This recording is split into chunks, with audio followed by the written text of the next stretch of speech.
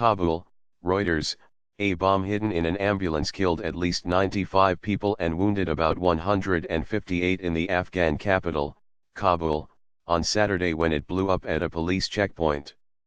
It came just days after a deadly attack on one of the most prominent hotels in the city. The Taliban claimed responsibility for Saturday a trademark's suicide blast. They also claimed the attack on the Intercontinental Hotel a week earlier in which more than 20 people were killed. An Interior Ministry spokesman blamed the Haqqani Network, a militant group affiliated with the Taliban which Afghan and Western officials consider to be behind many of the biggest attacks on urban targets in Afghanistan. Hours after the blast, a health ministry spokesman said the casualty toll had risen to at least 95 killed and 158 wounded. As medical teams struggled to handle the casualties pouring in, some of the wounded were laid out in the open, with intravenous drips set up next to them in hospital gardens. A trademark SA massacre said Dayan Panik, coordinator in Afghanistan for the Italian aid group Emergency, which runs a nearby trauma hospital that treated dozens of wounded. The latest attack will add pressure on President Ashraf Ghani and his U.S. allies, who have expressed growing confidence that a new more aggressive military strategy has succeeded in driving Taliban insurgents back from major provincial centers.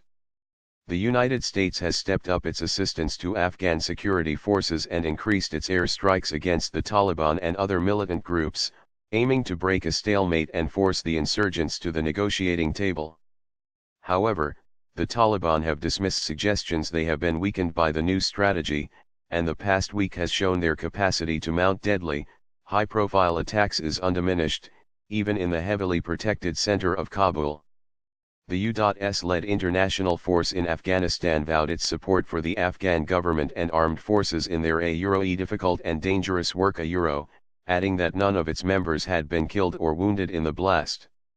Ambulance at checkpoint. Mirwais Yasinai, a member of parliament who was nearby when the explosion occurred, said an ambulance approached the checkpoint and blew up. The target was apparently an Interior Ministry building nearby. Buildings hundreds of meters away were shaken by the force of the blast, which left torn bodies strewn on the street amid piles of rubble, debris, and wrecked cars. Saturday is a working day in Afghanistan and the streets were full when the blast went off at around lunchtime in a busy part of the city near a number of foreign embassies and government buildings. The casualty toll is the worst since 150 people were killed in a truck bomb explosion last May near the German embassy, not far from Saturday a trademark's blast, an attack that prompted a major reinforcement of security in the city.